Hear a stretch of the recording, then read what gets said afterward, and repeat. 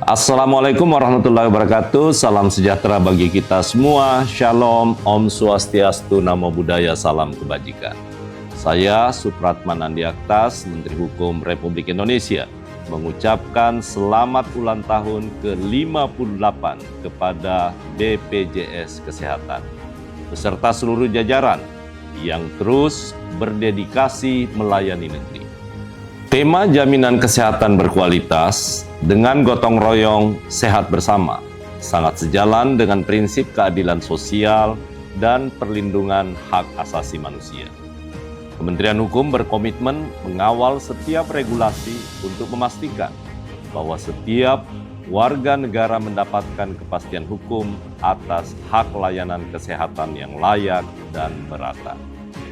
Dengan semangat gotong royong yang menjadi akar budaya bangsa, mari kita terus bersinergi membangun sistem jaminan sosial yang berkeadilan, inklusif, dan berkualitas. Teruslah mengabdi, memastikan masyarakat Indonesia tetap sehat dan terlindungi. Sukses selalu untuk BPJS Kesehatan. Terima kasih. Wabillahi taufiq wal hidayah. Wassalamualaikum warahmatullahi wabarakatuh.